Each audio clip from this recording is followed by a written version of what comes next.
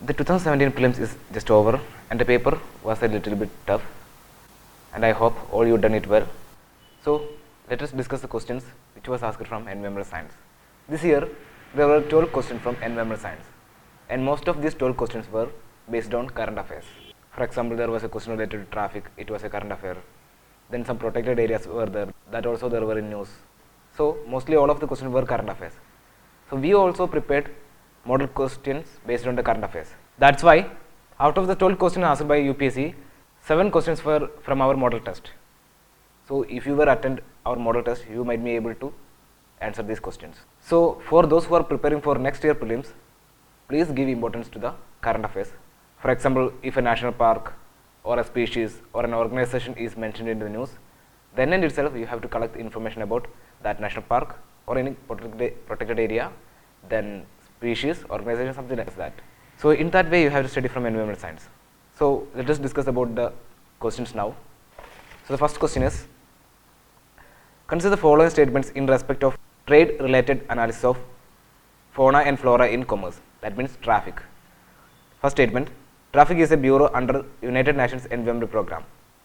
Second statement, the mission of traffic is to ensure that trade in wild plants and animals is not a threat to the conservation of nature. So this is the question they are asked in relation with traffic, an organization. Through our model test, we have also covered a similar type of question regarding traffic. So this is that question in our class test 4. So the 38th question of our class test 4. The question is like this: with reference to the traffic, a conservation organization, consider the following statements. It is a joint program of WWF and IUCN for wildlife trade monitoring. Second, it's a non-governmental organization working on trade in wild in the context of both biodiversity conservation and sustainable development. Third statement, its global network is research driven, action oriented and committed to delivering innovative and practical solutions to wildlife trade issues based on the latest information.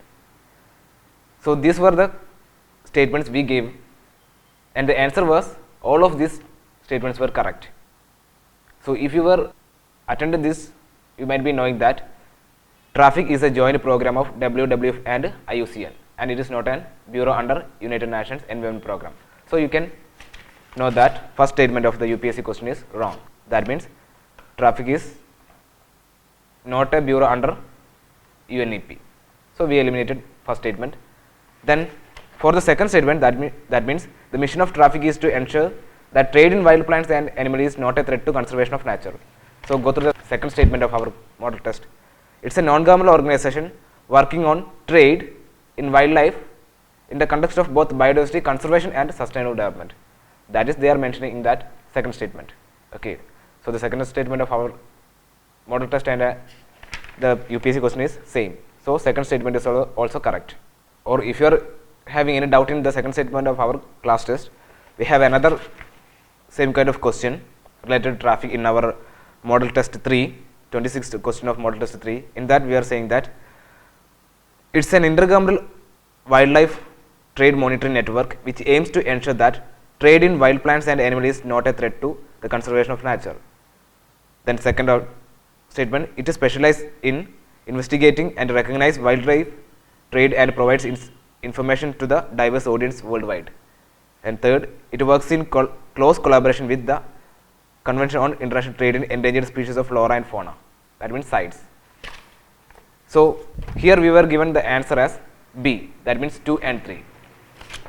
Second and third statements are correct, and first statement is wrong because it is not an intergovernmental organization, it's a non-governmental organization. In the first statement, the first part of the first statement is wrong. That means it is not an intergovernmental organization, it's a non-governmental organization. And the second part of that statement is correct. That means wildlife trade monitoring network which aims to ensure that trade in wild plants and animals is not a threat to conservation of nature. That is the same statement given in the UPSC also. Okay. So this was the aim, or it was the mission, or it was the vision of traffic. So the second part of that statement is correct. So if you were attend this question, you might be go through the explanation of that answer. So you might be knowing that the mission of traffic is like this, and it's a joint initiative of WWF and IUCN. So you might be easily getting that answer. So here For the UPSC question, the answer is B, 2 only. That means only second statement is correct. First statement is wrong.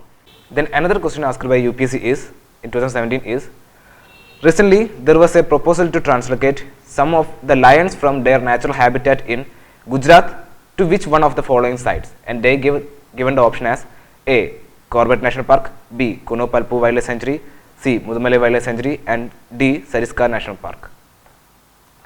So Corbett National Park, it is a national park in Uttarakhand. Then Kuno Palpu Wildlife Sanctuary is in Madhya Pradesh. Mudumale Wildlife Sanctuary, it is in Tamil Nadu, and Sariskar National Park, it is in Rajasthan. So like this, in our model test also there was a similar kind of question related to the Kuno Palpu Sanctuary. So this is that question. The 38th question of our class test 7. Kuno Sanctuary in Madhya Pradesh was in news related to option A, translocation of Asiatic lion from Gir National Park of Gujarat to the sanctuary. Then B, translocation of one-horned rhino from Kaziranga National Park to the sanctuary. And C, translocation of tigers from Jim Corbett National Park, which were affected by the forest fire of Uttarakhand. And D, culling of nilgai in the sanctuary. So if you were answer this question in that time, you might be knowing that Kuno Sanctuary in Madhya Pradesh was in news related to the translocation of Asiatic lion from Gir National Park of Gujarat to the Kuno Palpu Wildlife Sanctuary. So here the answer is B, Kuno Palpu Wildlife Sanctuary. It was in news because the carrying capacity of Gir National Park is over. That means the number of the population of Gir lion is increased, and there was some disease because of that. So that's why they tried to translocate Gir lion from the Gir National Park to Kuno Palpu Wildlife Sanctuary in Madhya Pradesh. Then another question from UPSC 2017 is, if you want to see gharials in their natural habitat, which one of the following is the best place to visit? Option A, Bittarganiga mangroves, option C, Chambal River, option C, Pulikat Lake, and option D, Deeper Bill. So this Bittarganiga mangroves, it is in Odisha. Then Chambal River, it is in Madhya Pradesh. Chambal is a tributary of Yamuna, and Yamuna is a tributary of Ganga. Pulikat Lake is in 2 states, Tamil Nadu and Andhra Pradesh. Then Deeper Bill, it is in Assam. So there was a question related to gharials in our model test also. The 14th question of class test 7 deals with the gharials. The question was like this: consider the following pairs and species and its region is given. Red panda, Arunachal Pradesh; gharial, Chambal River; saltwater crocodile, Bittarganiga mangroves. So if you were attended that question, you might be knowing that all these pairs are correct. That means red panda is seen in Arunachal Pradesh, gharial is seen in Chambal River, and saltwater crocodile is seen in Bittarganiga mangroves. In Bittarganiga, we don't have gharials, it is only having saltwater crocodile. Bittarganiga is not having gharial species. Gharial or long-nosed crocodile or fish-eating crocodile, these all are same name of gharials. So if you were attended that question, you might be able to answer this UPSC question. That means the best place to visit gharials in their natural habitat is Chambal River. Then another question from UPSC 2017 is related to bioremediation technology. In the context of solving pollution problem, what are the advantage of bioremediation technique? And they gave 3 options. First statement is, it is a technique for cleaning up pollution by enhancing the same biodegradation process that occurs in nature.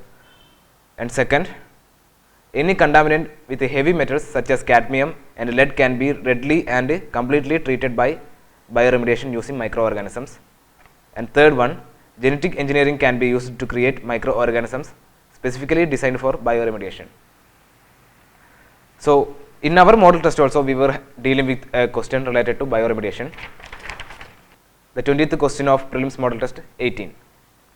Which one of the following terms describes the process of using microbes to treat areas of land or sea that have been contaminated by pesticides, oils or solvents? And we gave the options as A, ammonification, B, bioremediation, C, eutrophication, and D, nitrification. So from that question we might be knowing that that technology is known as bioremediation. That means using microorganisms to treat the pollutant in the water and soil. So the answer is bioremediation. So if you were knowing that, you might be knowing that the first statement of UPSC statement is correct. It's a technique for cleaning up pollution by enhancing the same biodegradation process that occurs in nature. That means by utilizing the microorganisms. So for our model test, we were given the explanation If you read that explanation, you might be in a position to solve this question. So in that, bioremediation means to use biological organisms to solve an environmental pollution such as contaminated soil or groundwater. Then in that explanation also we were dealing that this process, bioremediation process, will not work for all. That means bioremediation may not provide a feasible strategy at sites with a high concentration of chemicals that are toxic to most organisms. And the toxic substance they are given as cadmium or lead and salts such as sodium chloride. So by that point you might be knowing that the second statement of UPSC is wrong. That means any contaminant with heavy metals such as cadmium and lead can be readily and completely treated by bioremediation using microorganisms. So second statement is wrong. Right. So the first statement is correct. So we eliminated B, and if the second statement is wrong, we eliminated D. Then we need to know the third statement. Genetic engineering can be used to create microorganisms specially designed for bioremediation. That statement is also correct because genetic engineering means we will be modifying the genes, right? So now the genetic engineering, it is integrated with bioremediation in order to enhance the property of microorganisms to deal with the or to consume the toxic substances. So the third statement is also correct. Genetic engineering can be used to create microorganisms specially designed for bioremediation. So here the answer is C, 1 and 3. Then another question from UPSC 2017 is, from the ecological point of view, which one of the following assumes importance in being a good link between Eastern Ghats and Western Ghats? And they gave some protected areas, okay, and which of that is seen in between Eastern Ghat and Western Ghat? So Satyamangalam Tiger Reserve. Satyamangalam Tiger Reserve, it is in Tamil Nadu. Nalamalai Forest, it is in Andhra Pradesh, where we are having the Nagarjuna Sagar Srisailam Tiger Reserve. It is on Nalamalai Forest. Then C, Nagarhole National Park, it is in Karnataka in the Nilgiri Biosphere Reserve. Then D, Sheshajalam Biosphere Reserve, it is in Andhra Pradesh. Now, there was a question in relation with Satyamangalam in our model test 24, 53rd question. Consider the following pairs, and we gave the wildlife sanctuary and state. Then Satyamangalam is given as Kerala state, Lakeri Valley, Odisha, Mahananda, West Bengal. So if you were answer that question, you might be knowing that Satyamangalam is not in Kerala, it is in Tamil Nadu. So by locating all these, Satyamangalam is lying in between Eastern Ghat and Western Ghat. Nearest to the Satyamangalam, we are also having Biligiri Ranganatha Temple, Mudumalai National Park, Bandipur National Park. All these are in coordinates with the Satyamangalam Wildlife Sanctuary. So this Satyamangalam Wildlife Sanctuary, it is in the bridge between Satyamangalam and Biligiri Ranganatha Temple. These two are in bridge between Eastern Ghat and Western Ghat. So the answer here is Satyamangalam Tiger Reserve. And also there was another question in our model test related to Sheshajalam Biosphere Reserve, the 76th question of Prelims Model Test 20. With reference to Sheshajalam Biosphere Reserve, sometimes seen in news, consider the following statements. It is located in Western Ghats. It is having unique tropical rainforest. Red sandus is a dominant tree variety found in the reserve. So if you were solved that, you might be knowing that only D, the third statement, is correct. That means red sandus is a dominant tree species found in the reserve. First and second statement is wrong because it is not located in Western Ghat, it is in Eastern Ghat, and it is not in between Eastern Ghat and Western Ghat. So you might be knowing that Sheshajalam is not in between Eastern Ghat and Western Ghat. Then it is not having tropical rainforest, it is having deciduous forest. Okay, red sandus is a deciduous tree, so Sheshajalam Biosphere will be having deciduous forest. So if you were solve that question, you might be knowing that Sheshajalam is in Andhra Pradesh and it is in Eastern Ghat and it is not in between Eastern Ghat and Western Ghat. Then another question is, in India, if a species of tortoise is declared protected under Schedule 1 of Wildlife Protection Act 1972, what does it imply? And the options they given us, it enjoys the same level of protection as the tiger. Option B, it no longer exists in the wild. A few individuals are under captive protection and now it is impossible to prevent its extinction. Then C, it is a particular region of India. Option D, both B and C stated above are correct in this context. So in order to solve this, you have to know what is the Schedule 1 of Wildlife Protection Act 1972. So Wildlife Protection Act 1972, it's a law to protect entire wildlife. Okay. So by that, they are having Schedule 1 to 6. Schedule 1 to 5 is for animals and Schedule 6 is for the plants. Schedule 1 to 4 is for the protection of animals and Schedule 5 is to kill certain animals. That means schedule 5, if an animal is in schedule 5, we can kill that animal, and that is known as vermin category. But from schedule 1 to schedule 4, the protection is reducing. That schedule 1 and schedule 2 are most protected, and schedule 3 and 4 are leastly protected. So if a species is in schedule 1 that is highly protected, we cannot kill that animal. So it should be having highly protected. So the tiger, Hallo gibbon, Shanghai deer or dancing deer, pygmy hog, Indian wild ass, Kashmir stag, that means hangul, lion-tailed macaque, cheetah, dugong, Gangari dolphin, musk deer, Nilgiri langur, Nilgiri tar, wild buffalo, all these are protected in schedule 1 of wildlife protection 1972. So all these will be having more protection. So if a title is included in the schedule 1, that will be also having same protection. So if a tortoise is included in the schedule 1 of wildlife protection 1972, that also will be having the same protection of that and other animals. So the tiger is also a schedule 1 animal. So here the answer is A. It enjoys the same level of protection as the tiger. So the answer here is A. Okay. So there was a question in our model test related to turtles, a question related to olive-ridley turtle. The question is like this: it's a herbivorous marine animal. It lays eggs on the entire coast of India. It is given legal protection under Schedule 1 of the Wildlife Protection Act 1972. So if you were solved this question, you might be knowing that the third statement is only correct. The first and second statement are wrong, because it is not a herbivorous marine animal, it is a carnivorous marine animal. Olive-ridley turtle is a carnivorous animal, and it doesn't lays eggs on entire coast of India. There are some certain regions for the egg laying of this olive-ridley turtle. Egg laying or the mass nesting is called as Aribada, and it is taking place in the Gahirmada beach, Rishikulia beach and Devi river mouth. So it does not lay eggs on entire coast. And the third statement, it is given legal protection under Schedule 1 of Wildlife Protection Act. So it will be having same protection that of the tigers and all other animals. So there is another UPSC question in relation with Wildlife Protection Act 1972. The question is like this: according to Wildlife Protection Act 1972, which of the following animals cannot be hunted by any person except under some provisions provided by law? So we just discussed about the provision which we can kill the animal. That means Schedule 5. So if we need to kill an animal, we have to include that in the Schedule 5, and that animal will be known as vermin category. So this question has been asked because last year 3 species called nilgai, rhesus macaque and wild boar as vermin category. That's why they asked this question. So we also prepared a question based on that vermin. Which one of the following animals are listed in vermin category in certain states by Ministry of Environment and Forest, and gave the options as nilgai, peacock, rhesus macaque, elephant and wild boar. So here the answer was nilgai, wild boar and rhesus macaque. Peacock and elephant are protected species. They cannot be declared as a vermin category. So nilgai, rhesus macaque and wild boar, they were causing damages to agricultural feed, human agricultural feed, and also it was danger to human health also. That's why they were declared as vermin category.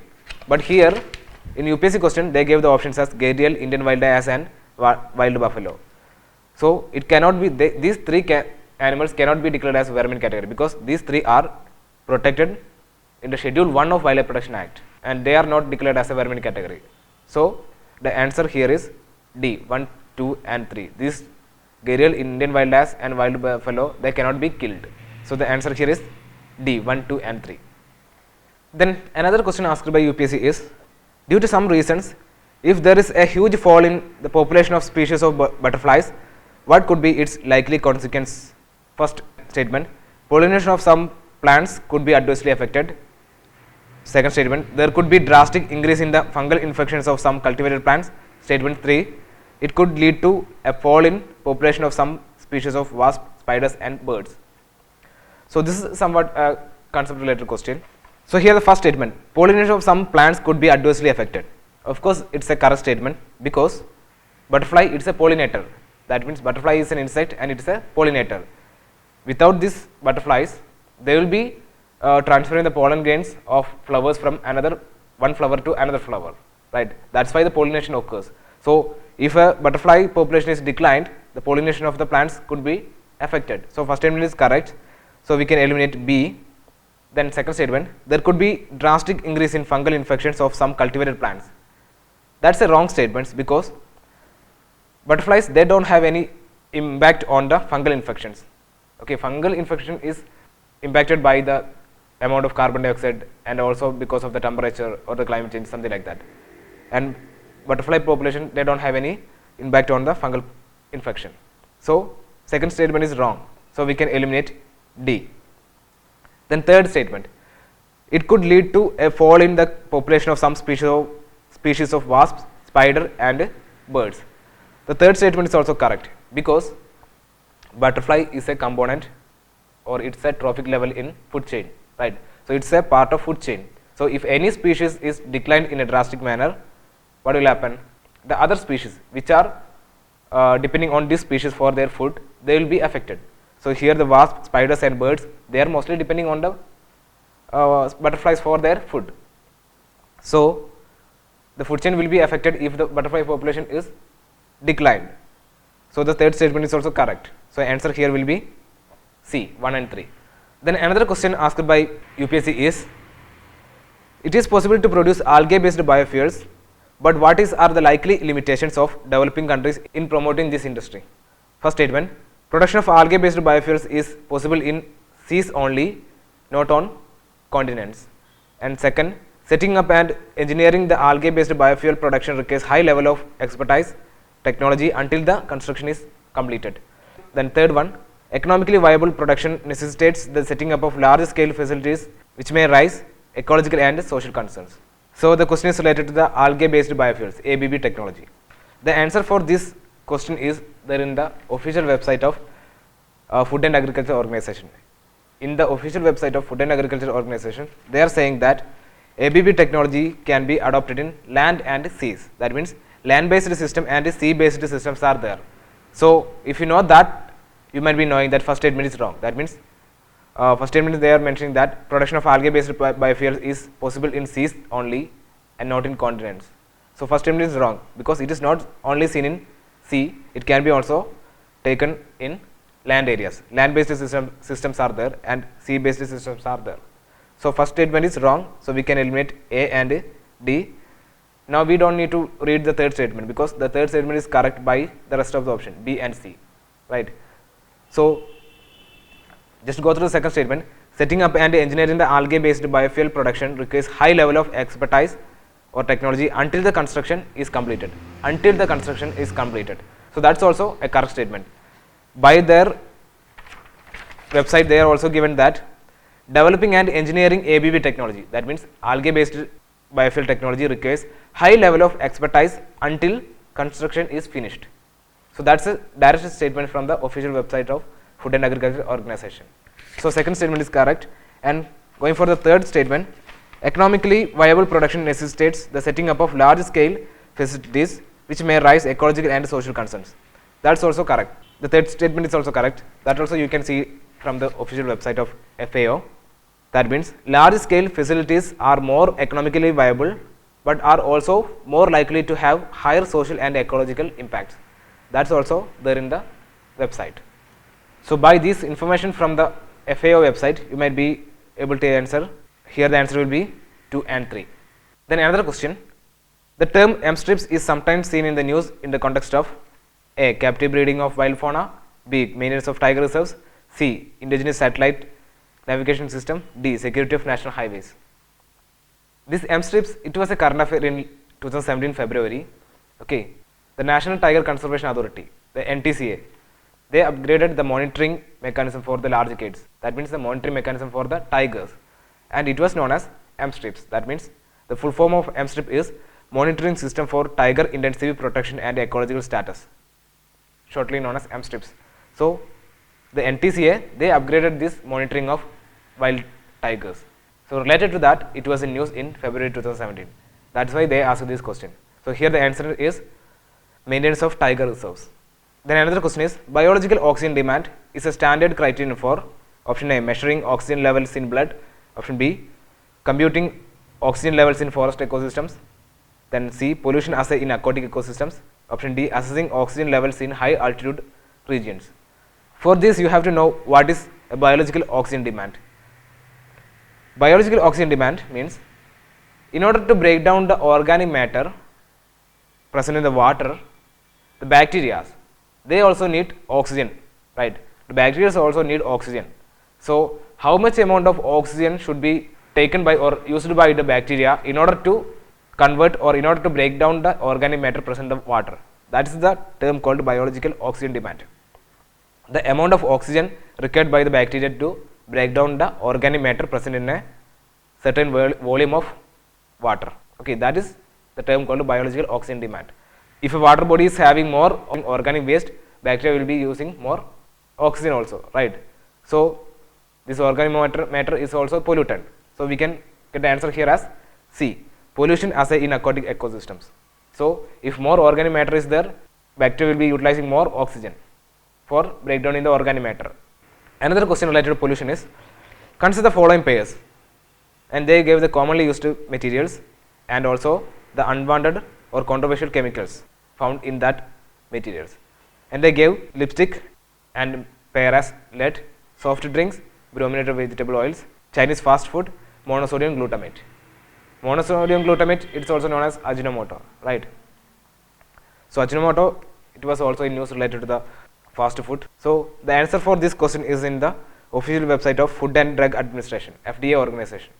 So in their website, they are saying that lead is present in lipstick and brominated vegetable oils is present in the soft drinks, and monosodium glutamate, it is present in the Chinese fast food.